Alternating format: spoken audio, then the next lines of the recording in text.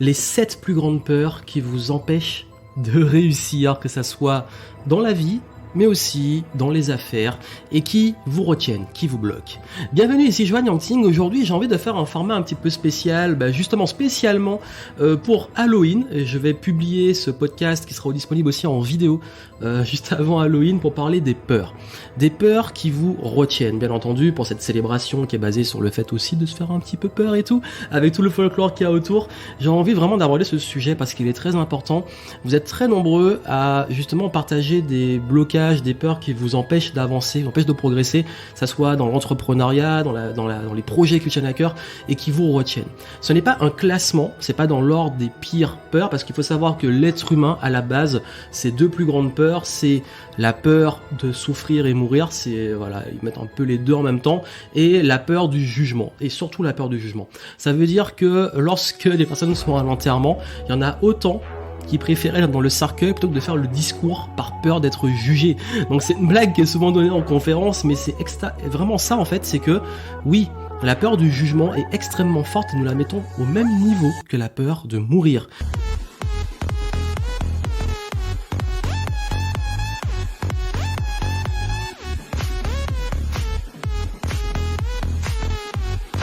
Et la peur de mourir est souvent liée non pas juste à la mort, c'est surtout à l'inconnu et en plus la peur de souffrir. Je vais pas parler directement, on va y revenir de ces peurs-là, mais je vais surtout parler des différentes peurs et différents niveaux qui peuvent vous bloquer. Et c'est vrai qu'en tant qu'être humain, nous avons deux principales motivations. La motivation d'avoir du plaisir et la motivation d'éviter de souffrir. D'ailleurs, regardez, souvent dans les décisions que vous prenez, beaucoup de vos décisions sont basées soit sur le fait d'esquiver la souffrance, soit d'aller vers des choses qui font plaisir. La quête du bonheur, la survie pour éviter la souffrance. Souvent dans nos décisions, nous sommes assez binaires sur ça. Vraiment, je simplifie à mort, c'est parce que justement, parfois, il faut pas chercher loin pour se comprendre, pour comprendre l'être humain et comprendre aussi que nous avons aussi une partie du cerveau qui est le cerveau reptilien qui est basé sur la survie et que celui-ci s'enclenche dès lors que nous sommes confrontés justement à ces peurs. La peur est une émotion et cette émotion on la voit souvent comme une émotion négative. Alors d'ailleurs j'aime pas, et c'est pas dans mon langage de vous dire émotion négative ou émotion positive. On va plutôt parler d'émotion agréable ou émotion désagréable parce que une émotion elle est là. C'est un signal d'alerte sur des choses que nous avons à régler, des choses qui ne nous vont pas. La colère, c'est qu'il y a une raison, il faut la comprendre, aller en profondeur. La tristesse, il y a une raison. Et ces émotions, elles existent pour nous amener à un processus d'évolution, de changement. Ça peut être du deuil, ça peut être de la réparation, ça peut être de la justice, ça peut être le fait aussi de changer soi-même quand ça arrive trop souvent dans différents contextes. Bref, l'émotion, elle est là. On a trop tendance à dire ouais mais on juge les émotions négatives alors qu'en réalité il faut plutôt savoir que c'est vivre l'émotion qui est désagréable et vivre la peur c'est désagréable. Quand on a peur c'est pas agréable d'avoir peur, surtout quand c'est vraiment une peur qui est forte, une peur qui nous amène à la survie et notamment on parle aussi des phobies, je vais pas l'aborder mais ces peurs qui nous mettent dans des états pas possibles. Alors bien entendu il y a aussi derrière le petit côté adrénaline, le petit côté presque masochiste de la peur qui est lié au fait, oui, qu'on aime se faire peur, comme pour Halloween, pour regarder des films d'horreur, des choses comme ça. D'ailleurs, je vous avoue, je suis un grand fan des films d'horreur depuis que je suis très jeune, c'est l'un des genres que je préfère, qui est un peu en perte de vitesse, mais j'avoue que les classiques de l'horreur, je les aime bien. Mais parce qu'on aime ça, on aime aussi parfois se faire peur, parce que derrière, il y a aussi le petit shot d'adrénaline et tout le truc qui, après la peur, justement va nous donner une sorte de plaisir. Encore une fois, on y revient. Mais bien entendu, on sait que ces peurs-là, souvent, elles sont fictives. Donc on fait plaisir à se faire peur en allant faire des attractions, en allant regarder des films d'horreur, parce qu'on sait que notre vie n'est pas principalement en jeu. Mais il se trouve que dans les affaires, dans le business, on se retrouve dans des situations où on agit comme si notre vie était en jeu. Quand vous lancez un business, il y a des risques. Quand on va appuyer sur le record pour lancer la caméra, on va y voir aussi des risques, parce qu'on va se faire juger. Le fait aussi d'investir dans son business, pour un outil, pour un programme, une formation ou autre, on va avoir ces peurs qui se déclenchent. Et ces peurs-là, je vais vous en parler aujourd'hui. Je vais en lister les 7 qui reviennent le plus, même si elles sont très connectées. C'est très important que vous compreniez justement comment elles arrivent, et je vais vous donner des petits conseils rapides pour les surmonter. Et ce que je vous invite à faire aussi, c'est que si vous avez envie d'aller en profondeur sur ces sujets, bien entendu, dans tout le travail en information, travail de lecture, travail d'introspection, j'ai un programme aussi où je parle beaucoup des différentes peurs et comment aller en profondeur dessus pour les régler, parce que le but des peurs et des émotions que nous vivons qui sont pas agréables, c'est pas de ne plus avoir peur. Parce que vous aurez toujours quelque part peur. Et c'est sain d'avoir peur. Comme je l'ai dit, dans certains cas, ça nous maintient en vie. Encore heureux que vous ayez peur avant de vous jeter dans le vide. c'est là pour nous garder en vie. Mais il se trouve que dans certaines situations, c'est irrationnel. Et la peur versus le danger, il y a un grand écart qui vous empêche de pouvoir avancer, d'évoluer et de pouvoir vraiment vivre votre meilleure vie quelque part. Parce que oui, l'inconnu, les choses comme ça nous fait peur. Et justement, on va commencer avec la première, et j'en ai parlé, qui est l'une des plus grandes peurs de l'être humain. C'est pas la première. Il n'y a pas de truc officiel. On est entre les deux, entre la peur de mourir et ça. Mais on va le prendre, c'est la peur du rejet, la peur de ne pas être aimé. Oui, regardez, dans la plupart des choses que nous faisons dans notre quotidien, c'est pour être accepté, c'est pour être reconnu, c'est pour être aimé aussi. Et même si on se ment à soi-même en disant j'ai pas besoin des autres, je suis au-dessus de ça et tout, en réalité, oui. C'est une réelle peur, la peur du rejet, la peur de ne pas être aimé. Et du coup, en fait, c'est pour ça qu'on va beaucoup travailler notre apparence, qu'on va beaucoup travailler aussi quand on est en cercle social, comment on va paraître pour les autres. Et ça bloque beaucoup de gens, cette peur du jugement.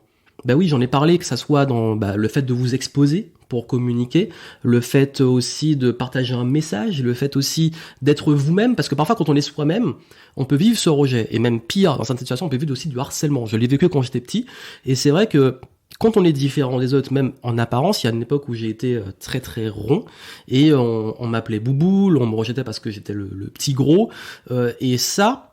C'est dur, ça laisse des marques et ça blesse parce que on vit ce rejet en fait. Et ce rejet-là, il peut aussi créer, qu'on peut avoir ce genre de traumatisme, oui, des choses quand on est adulte, ou beaucoup d'adultes qui ont vécu ça, qui sont maintenant, qui ont confiance en eux, qui sont bien et tout, ils ont quand même gardé ce truc. Et parfois, faut aller le régler, faut aller régler ses blessures, faut aller aussi régler certains traumas. Je rentre pas dans ça, mais ce que je vais vous dire par rapport à la peur du jugement, je vais vous dire un truc très simple. Là, je vais vous donner des réponses très simples, et bien entendu, le but, c'est pas de vous dire que c'est la solution miracle, c'est qu'après, faut approfondir.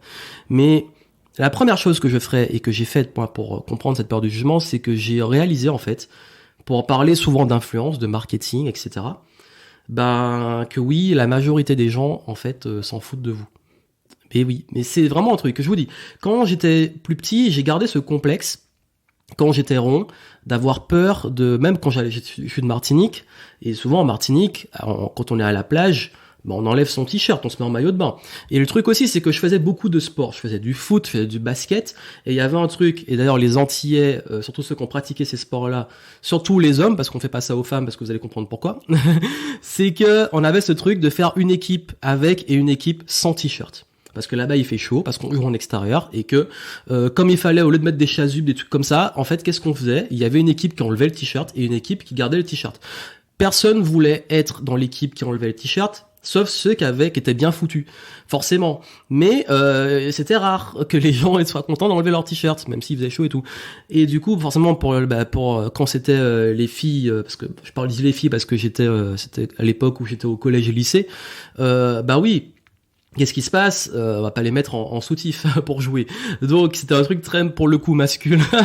Et par rapport à c'est d'autres sujets sur la pudeur et compagnie selon les sexes, mais parfois je diverge un peu. Mais le truc c'est que par rapport à ça, je me suis dit mais en fait j'avais trop honte quand j'enlevais mon t-shirt j'aimais pas mon corps, et même quand il a changé, quand j'ai perdu du poids et tout, j'avais gardé dans ma tête ce truc que j'étais gros, parce que ceux qui ont perdu du poids, qui ont perdu beaucoup de poids se rendent compte que souvent, même si on a changé physiquement, notre perception de nous-mêmes n'a pas forcément changé aussi vite.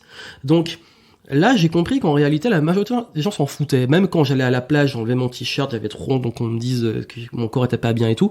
En fait, la majorité des gens faisaient la même chose. Ça veut dire que eux-mêmes étaient occupés, alors comment on les voyait. Et ça, c'est comme ça dans plein de situations, la majorité des gens sont trop occupés à ce que vous pensez d'eux.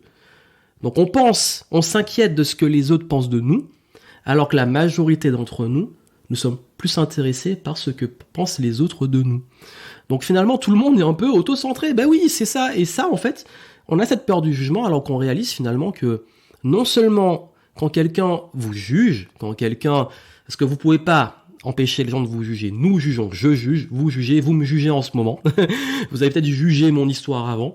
Et nous sommes tous, et encore une fois, un jugement, c'est normal. En tant qu'être humain, nous avons nos filtres, nos biais cognitifs, nous avons notre façon de percevoir le monde. La vue, c'est un jugement. Le monde, comment nous voyons, c'est un jugement. Et ça, vous pourrez pas l'empêcher. Tout le monde va vous juger. Le truc, c'est quel rapport vous avez avec ça. Soit vous lâchez prise, parce que ça vous appartient pas. Le jugement, comme j'ai dit, ce sont des filtres. Les autres vous voient comme ils vous le voient. Et vous prenez pas, ça les regarde. Et bien entendu, les gens, comme ils s'en foutent, quand vous comprenez ça, vous dites, ok, de toute façon, je vais être jugé, je vais être critiqué. Peu importe ce que je fais. Donc, autant faire ce qui est juste. Est-ce que je m'empêchais d'aller à la plage, de me mettre en maillot de bain, parce que les autres, ils vont penser, machin? Non, je m'en fous, je passe un bon moment, je fais ma life. Est-ce que je m'empêchais de faire des contenus et tout, parce qu'il y a des haters? Est-ce que je m'empêchais de vivre ma meilleure vie? Si j'avais écouté les gens, je serais pas là où j'en suis aujourd'hui, et je kifferais pas la life comme je kiffe aujourd'hui. Donc, aimez-vous déjà, c'est le gros conseil. Commencez par vous aimer, c'est le plus important, et vivez votre vie, parce que comme je vous l'ai dit, cette phrase-là, moi, elle m'a aidé, je vous la transmets aussi, c'est un gros partage. C'est, on a tendance à s'inquiéter de ce que pensent les autres, alors que eux-mêmes sont occupés à s'inquiéter de ce que vous pensez d'eux. Et quand vous comprenez ça, vous lâchez prise sur la peur du jugement. Ensuite, il y a la peur c'est lié aussi au jugement, mais c'est en deuxième parce que c'est un peu différent. Comme j'ai dit, souvent, il y en a qui sont connectés. Là, on parle de la peur d'avoir l'air ridicule, d'avoir l'air con, faut le dire. Oui, en fait, surtout dans un monde aujourd'hui où, il faut le dire, nous sommes beaucoup dans l'apparence. Et avec les réseaux sociaux, c'est devenu pire qu'avant. Ça a toujours été le cas. Mais là, le truc est dans notre poche. Ça veut dire qu'aujourd'hui, notre narcissisme, et nous l'avons tous au fond de nous à différents degrés, il est accessible dans la poche. Et donc, tout le monde montre sa meilleure vie sur les réseaux sociaux. On va pas se mentir. Même moi, je vais pas vous montrer les moments où je suis en galère, ou le bordel, etc. Je vais vous montrer les moments de kiff, les moments que j'ai envie de partager. Et c'est normal, tant mieux. Je suis pas là pour vous envoyer des mauvaises vibes. Mais forcément, on va se comparer à ça. Et on va se dire, mais moi, si je suis en train d'échouer, de galérer et tout, je connais ma réalité, mais je regarde la vitrine des autres. Alors qu'en réalité, en fait, on a cette peur d'échouer aussi en public. Quand on lance son business, tous les yeux vont se braquer sur vous et vous allez vous dire, ah, mais qu'est-ce qu'ils vont penser de moi, etc. De même, je vais vous dire une chose, c'est que, oui, dans la majorité des choses, beaucoup de gens et trop de personnes se bloquent parce qu'ils ont peur d'avoir l'air ridicule. Ridicule d'être pas bon en vidéo, ridicule d'être pas bon sur scène en conférence, ridicule parce qu'ils sont pas comme il faudrait, qu'ils voudraient être, perfectionnistes. J'ai fait une vidéo sur le perfectionnisme, allez la voir. Et tout ça fait que vous vous retrouvez vous-même à vous auto-saboter, parce que ça revient à ce que j'ai dit avant, les gens la majorité du temps ils s'en foutent, mais en réalité aussi, vous arrêtez de tout partager. Arrêtez de tout partager. Et puis par exemple, si vous dites en fait, j'ai une règle, moi, c'est travailler en silence et laisser la réussite faire du bruit. Parce que trop souvent, quand on a tendance justement à faire cette erreur de vouloir tout partager, là, la peur d'avoir l'air stupide, elle va être encore plus grande, parce qu'on va se dire, ouais, mais moi, je me lance, et je partage à tout le monde, je lance mon business et tout, et puis à un moment, c'est le truc qui plante, ou t'es en galère, ou t'es en négatif, dans le rouge, mais tout le monde est là en mode, comment tout le monde a vu que tu lançais ton truc, tu bossais dessus, alors t'en es où et tout, j'ai échoué et tout, et là, on se sent nul, on se sent stupide, on se sent ridicule. Oui, mais qui vous a demandé de partager tout, en fait? Et ça, en fait, je pense qu'il y a un moment, faut arrêter de vouloir tout partager, c'est simple. Vous n'avez pas envie de vous planter en public, arrêtez de vous montrer en public. Et puis, de l'autre côté, il faut aussi oser, quand il faut faire les trucs en public, les faire. Mais faites le taf. En silence, et faites le taf. Et là, vous tirez des conclusions. Mais il y aura toujours des gens pour, oui, être spectateurs. Ça, c'est une loi de la nature. Vous l'avez connu, je parlais avant de l'école. Quand vous êtes à l'école, oui, il y a toujours eu ces gens qui ne font rien, et qui critiquent ceux qui font. Depuis l'enfance. Ce sont ceux qui sont au bord du terrain, pendant que vous jouez, et ils critiquent tout ce que vous faites. Encore aujourd'hui, on a des gens qui sont payés très cher, qui n'ont jamais eu de carrière dans le football, par exemple, et qui sont en train de critiquer des joueurs, alors que eux n'ont jamais foutu un pied sur le terrain. Encore un ancien joueur qui critique et tout, je peux comprendre. Encore quelqu'un qui évite cette critique facile de « il aurait dû » ou « il est nul », machin. Va sur le terrain, frère. Ça, c'est un truc que je dis souvent. Quand je joue au basket, quand je joue au football, quand quelqu'un critique sur le terrain, ok, mais vous faites. Ça veut dire que vous avez peur d'avoir l'air ridicule, mais en fait, celui qui est ridicule, en réalité, pour moi, le plus ridicule, celui qui critique alors qu'il est en train il ne fait rien. Il est en train d'être spectateur. Donc, pardonnez-moi l'expression, mais voici comment je le pense très fort, et vous l'adaptez avec vos mots. Ferme ta gueule, viens sur le terrain. Après, on parle. Moi, c'est ce que je dis aux gens. C'est-à-dire que tu veux parler sur le business, tu veux critiquer tout ce que je fais dans le business, tu veux critiquer tout ce que je fais quand je suis sur un terrain, etc. Ok, tais-toi, viens jouer dans le même game et après tu pourras commenter. Et en fait, c'est là où on se rend compte souvent que la 90% voire plus des gens qui vous trouvent ridicule sont des gens qui n'ont même pas le courage de faire ce que vous faites. On va vous trouver ridicule sur scène, vous avez eu le courage d'aller parler en public. On va vous trouver ridicule en vidéo, vous avez le courage d'allumer votre caméra. On va vous trouver ridicule sur un terrain, vous avez le courage de jouer et d'être sur ce terrain même si le game il est dur. Ayez ce courage. Soyez pas la personne qui, elle, pour le coup, est vraiment ridicule, qui est là, qui n'a pas le courage de faire ce que vous faites et qui est en train de critiquer. Parce que c'est ça qui fait la différence. C'est ceux qui jouent, qui avancent, qui évoluent, qui progressent, pas ceux qui regardent. Donc soyez cette personne. Kiffez le game. Kiffez le game. Jouez, devenez meilleur, améliorez-vous, oubliez les critiques et tout. Je parle les critiques des spectateurs. Prenez les feedbacks constructifs. Et d'ailleurs, vous le voyez, les gens généralement qui sont passés par là et qui comprennent ce que c'est n'ont pas le temps de jouer les spectateurs ou de vous critiquer ainsi. Moi, je sais ce que c'est que de faire des vidéos. Je sais ce que c'est d'aller sur scène. Je sais qu'il y a plein de choses sur lesquelles j'ai beaucoup d'empathie. Et quand quelqu'un ose le faire, même quand je joue à certains sports où je suis bon, quand quelqu'un vient et qui joue et qu'il n'est pas au niveau, je vais pas le défoncer, je vais le tirer vers le haut, je vais lui donner confiance et je vais l'encourager à jouer. Et je vais l'encourager, je vais lui faire des passes et je vais l'encourager. Je vais pas être celui qui dit « Ah, il est nul, du coup, je le prends pas dans l'équipe » ou alors on lui fait pas de passes. Je suis vraiment pas comme ça. Moi, je dis lui, il a le courage d'être là et je veux qu'il apprenne et je veux qu'il devienne meilleur. Parce que oui, c'est un état d'esprit, vouloir tirer les autres vers le haut. Parce qu'on ne s'élève pas en rabaissant les autres, on s'élève en tirant les autres vers le haut. On s'élève en tirant les autres vers le haut. Troisième peur, la peur de vendre, la peur d'être un imposteur, le syndrome de l'imposteur, le fait de demander de l'argent. Alors, je vais être très simple sur celle-là. Si vous êtes salarié et que vous demandez à être augmenté, tout le monde va trouver ça normal. Si vous êtes, on va dire, consultant, que vous faites du bon travail et que l'entreprise, vous avez fait un bon travail pour l'entreprise et l'autre vous paye plus parce que vous délivrez beaucoup. Vous augmentez vos tarifs, c'est un peu dommage, mais ça reste normal. Mais l'entrepreneur, le salaud de patron, entre guillemets, qui veut s'augmenter alors qu'il a pris tous les risques, son business tourne bien et qui veut se verser peut-être plus de dividendes, salaud de patron, justement, il s'engraisse sur le dos des employés. À un moment, faut arrêter. Faut arrêter de vous, en tant qu'entrepreneur, je veux qu'on arrête, en fait, cette notion que vous êtes là pour vous sacrifier. Vous êtes l'entrepreneur, vous avez pris des risques, vous avez créé votre business, même si vous êtes seul. Et ça a une valeur. Et le travail a de la valeur, votre talent a de la valeur. Et ça, je respecte à mort. Donc, le syndrome de l'imposteur, j'ai déjà fait des contenus dessus que j'inviterai à aller voir. Mais, j'aurais envie de dire, la seule façon vraiment de le surmonter, la conclusion qui vient dans tout ce que j'ai fait sur les contenus sur le syndrome de l'imposteur, il y a un truc qui revient tout le temps, c'est toujours l'action. Faites, délivrez. Délivrez.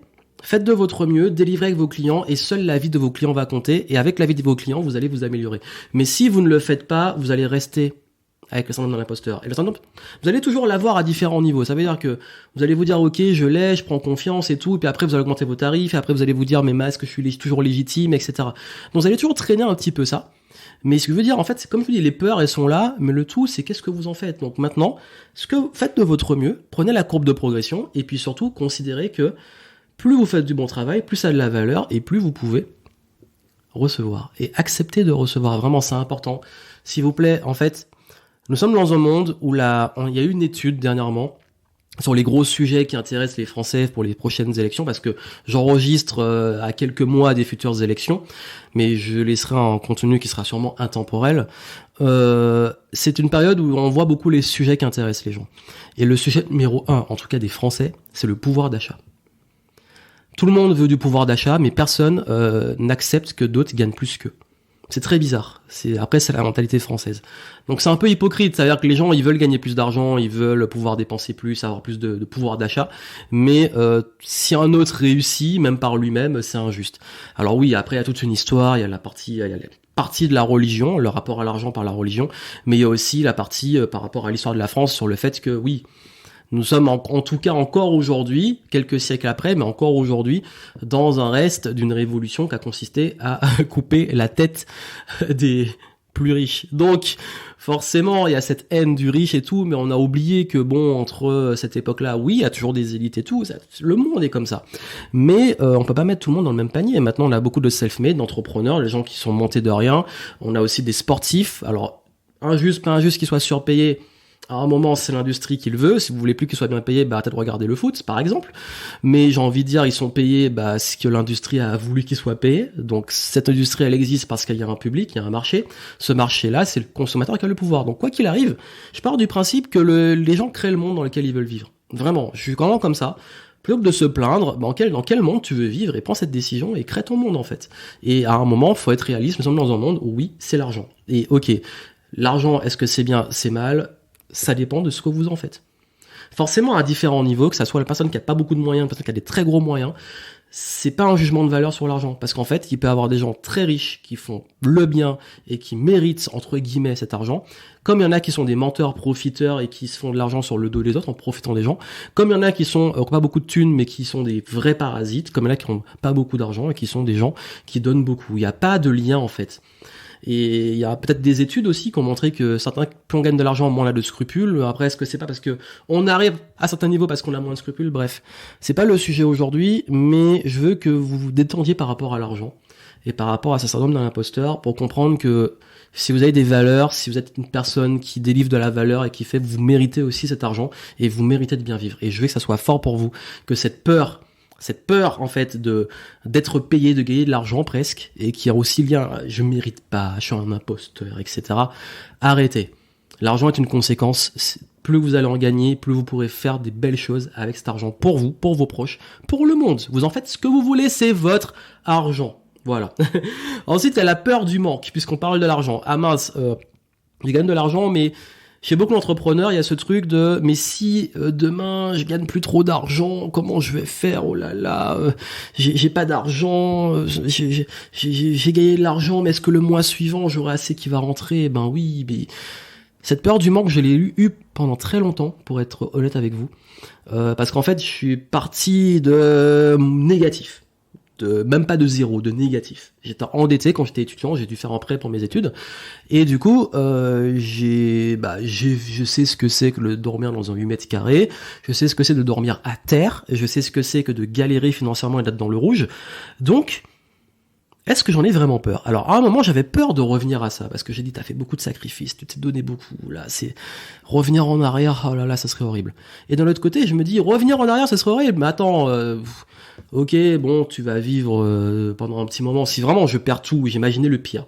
Je vous explique mon processus de la peur du manque. Ok, t'as peur de manquer. Supposons que t'arrives dans ce manque. T'as plus de thunes, tu fais faillite, tu dois revendre toutes tes affaires, tous tes trucs. Qu'est-ce qui se passe concrètement, de façon réaliste, entre l'illusion de la peur et de façon réaliste? Ok, pendant un moment, tu vas te retrouver à la rue. Ça va être galère, tu vas peut-être survivre. D'un autre côté, tu as quand même une famille qui va bien, donc, et des amis, ils vont peut-être pas te laisser à la rue, enfin j'espère pas, donc tu auras quand même quelques jours, semaines pour te remettre. Donc déjà là, ok. Si t'es seul, c'est un peu plus chaud, mais je suis allé dans l'extrême, tu es dans la rue, qu'est-ce que tu fais? D'un autre côté, ok, le pire arrive, mais il y a un truc qu'on oublie, c'est que ce pire, aujourd'hui j'ai des compétences, j'ai une expérience, j'ai un savoir-être, une attitude, j'ai tout ça. Alors, je sais que la vie, elle peut basculer. J'en suis vraiment, et pour ça, je suis vraiment très conscient. Je juge pas les gens qui se retrouvent dans cette situation parce que je sais que la vie, elle peut te foutre une grosse claque, surtout concernant la santé. Mais il y a un truc que je me dis aussi, c'est que au-delà des problèmes de santé et tout, ok, et ça amène à être humble aussi, de se dire bon, ok, le pire arrive, mais derrière l'humilité, t'as quand même une expérience qui fait que au pire, tu vas chercher un travail, tu vas en chier. Au pire, tu relances un nouveau business, tu sais comment faire. Au pire, et puis même au pire du pire, t'as des investissements, t'as des choses, t'as de l'argent qui est diversifié. Donc pour que t'arrives à la faillite, faut vraiment le chercher. Donc quel serait le pire truc à faire pour te retrouver dans cette faillite? Et là, on prend les décisions plus rationnelles.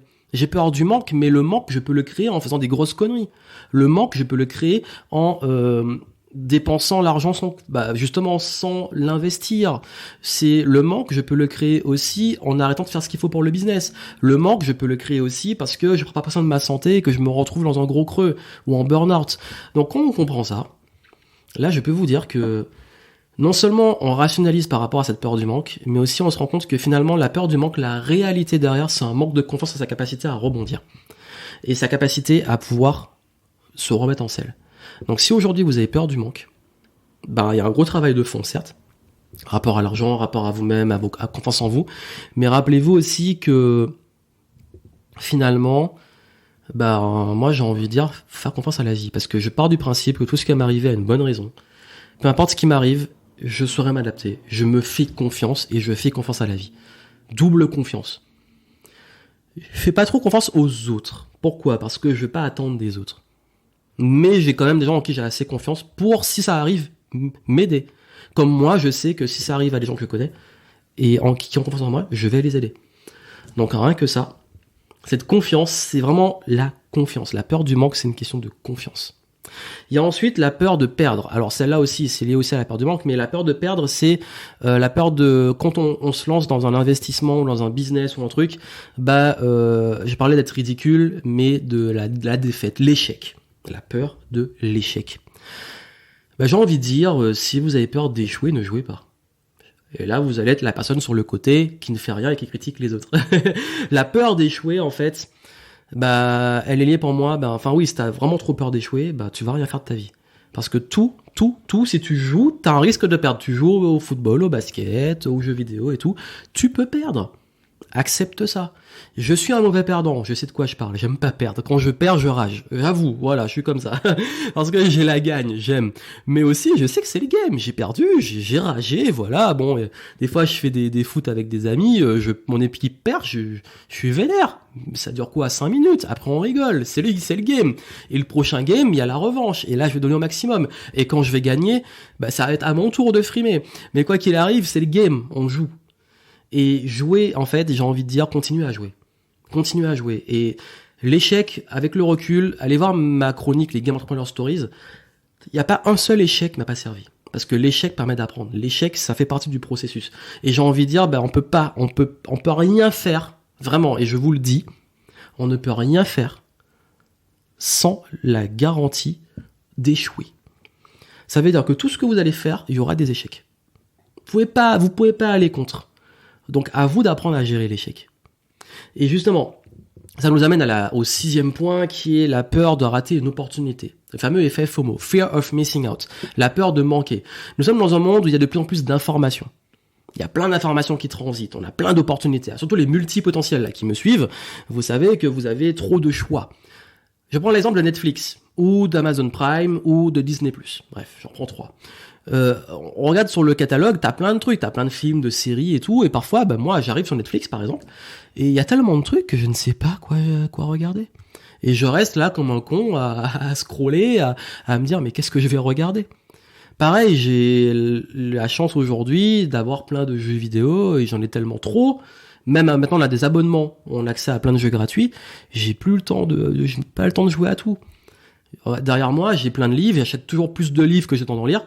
Et parfois, j'arrive, je sais pas quel livre lire et j'en lis pas. Parce que quand on a trop de choix, soit on est paralysé, on prend pas de décision, soit on prend une décision mais on regrette, on se dit mais tiens, j'ai vu ce film-là, peut-être que j'aurais dû voir l'autre, ou j'ai lu ce livre mais j'ai peut-être envie de lire l'autre, ou j'ai commencé ce projet mais l'autre si j'avais commencé, et si.